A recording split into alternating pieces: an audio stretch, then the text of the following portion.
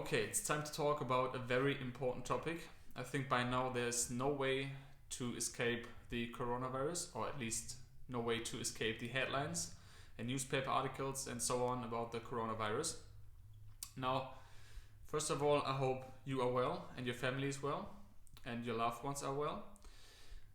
If you want to stay well, there are some things that you can do. Of course, we all have heard about it. Wash your hands, don't go to like crowded, busy places and stuff. But the most obvious thing, think about what you put in your body. If you keep eating all day long processed meat or meat in general, dairy, eggs, cheese, processed junk food, how do you think, or how do you want your immune system to run on this kind of fuel? It doesn't work this way.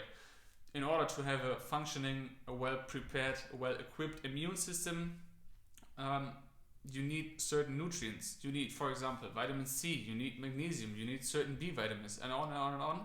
And all those things are concentrated in whole plant foods. Fruits, vegetables, nuts, seeds, whole grains, and legumes. So stuff your face with whole plant foods to get the maximum nutrition in order to boost your immune function so you don't fall victim to the coronavirus or to any other disease on that earth.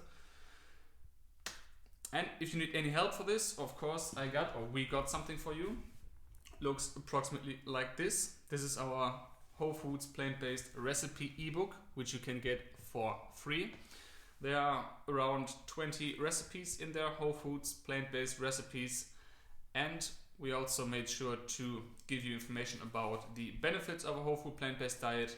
So if you want to have one copy of this ebook, just put your email address in the comments below and we would be happy if we can give you a free ebook so that you stay healthy in these crazy times and that your loved ones stay healthy as well. So make sure, leave us a comment with your email address and you will get a free ebook. Thanks for watching. Stay safe.